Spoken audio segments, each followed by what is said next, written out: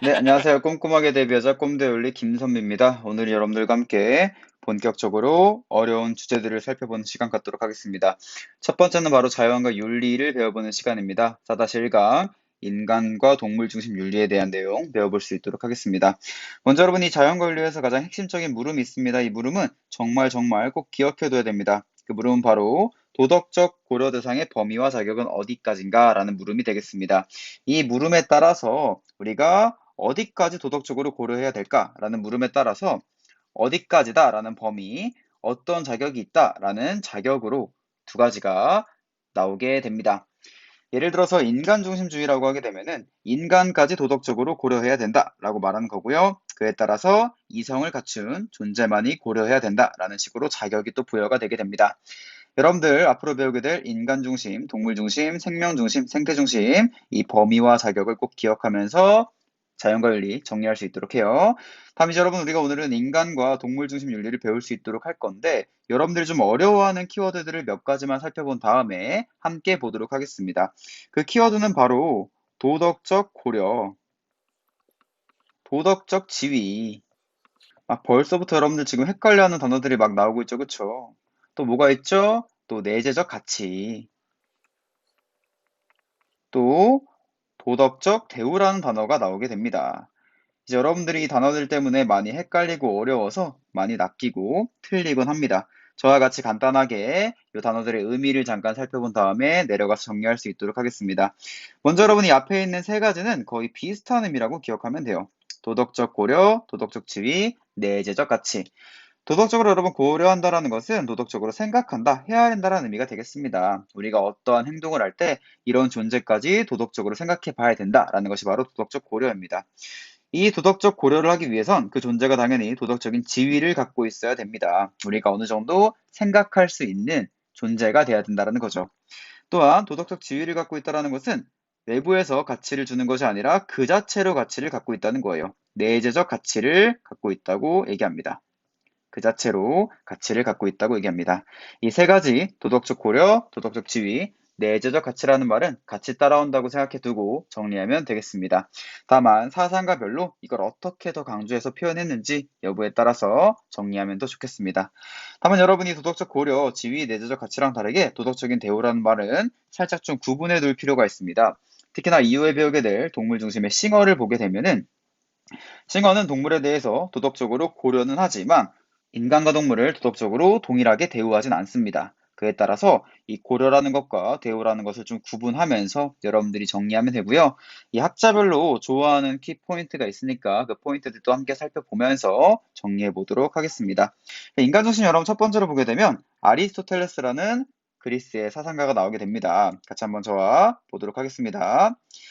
아리스토텔레스는 여러분 목적론적 세계관에 따라서 모든 것에는 무엇이 있다라고 제시했던 사상가가 되겠습니다. 이때 말하는 모든 것이라는 것은 보통 행위 혹은 존재라고 기억해 두면 되겠습니다.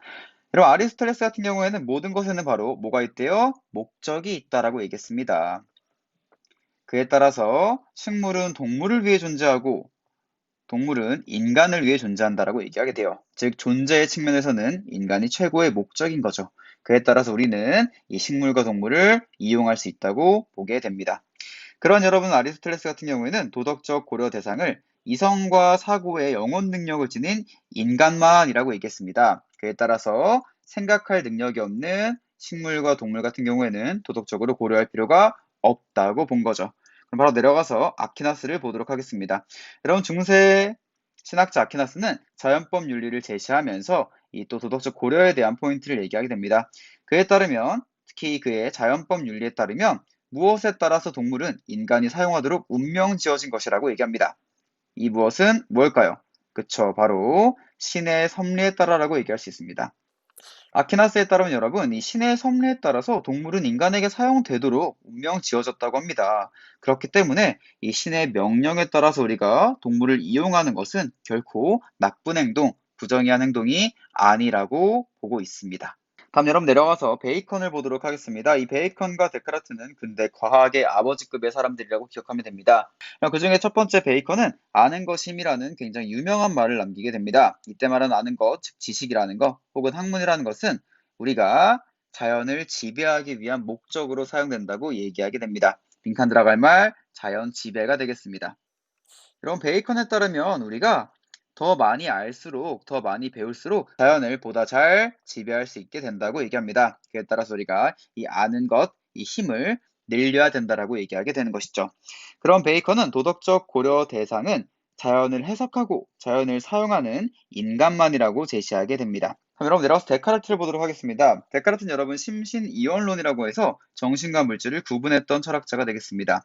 그런 데카르트에 따르면 인간은 존엄한 정신과 물질을 함께 지니고 있지만, 즉 정신과 이 육체라는 것을 함께 지니고 있지만 반면에 자연은 정신이 없는 단순한 물질 덩어리에 불과하다고 얘기해요. 특히나 단순한 물질,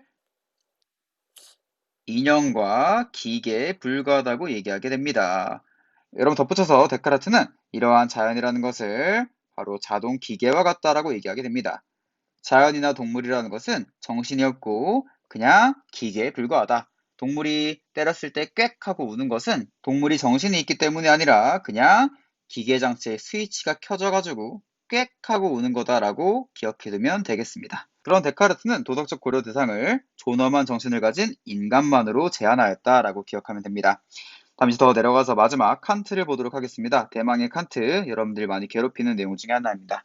그럼 칸트 같은 경우는 인간이라는 존재는 이성적이고 자율적인 존재라고 보았습니다. 이때 자율이라는 것은 스스로 법칙을 세운다라고 그때 얘기했죠.